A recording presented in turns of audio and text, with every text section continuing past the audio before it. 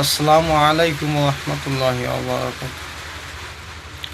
আউযু বিল্লাহি মিনাশ শাইতানির রাজীম। বিসমিল্লাহির রহমানির রহিম।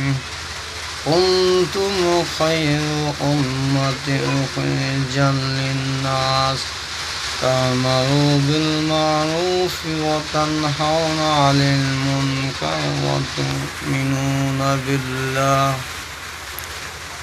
আল্লাহ তাআলা বলেন, তোমরা শ্রেষ্ঠ জাতি, তা'মুরু বিল মা'রুফ ওয়া তানহাউনা 'আনিল মুনকার, সৎ কাজের আদেশ করো, অসৎ কাজের নিষেধ করো। আর কিছু মানুষ আছে, এরা সৎ কাজের আদেশ করতে পারে না, অসৎ কাজের নিষেধ করবে তাও পারে না। সৎ কাজের আদেশ করতে হবে, অসৎ কাজের নিষেধ করতে হবে।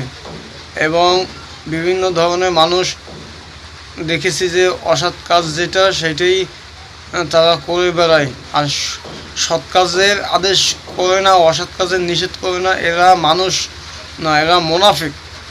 তো এই সমস্ত মুনাফিক থেকে আমাদের কি বাঁচতে হবে? অবশ্যই সেই জন্য কিছু আলোচনা করতেছি। তো আমরা সৎ কাজের আদেশ করি, অসৎ কাজের নিষেধ করি, এই জন্য ভালো লাগে না।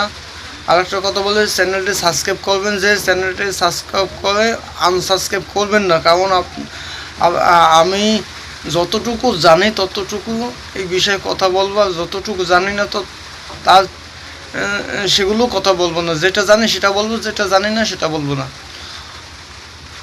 তাই একটা কিছু মানুষের জবাব দিই। তা আল্লাহ বলেন যে ফামাইয়া আমাল মিসকালা যাররাতিন খায়রান ইয়ারা ওয়া মাইয়া আমাল মিসকালা যাররাতিন শাররান ইয়ারা।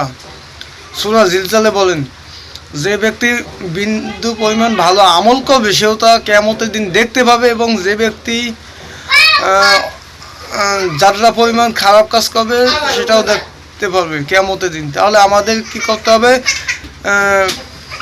ভালো ভালো কাজ করতে হবে এবং খারাপ কাজ থেকে বিরত থাকতে হবে। আল্লাহ তাআলা সবাইকে সঠিক বুঝ দান করুক, আমিন।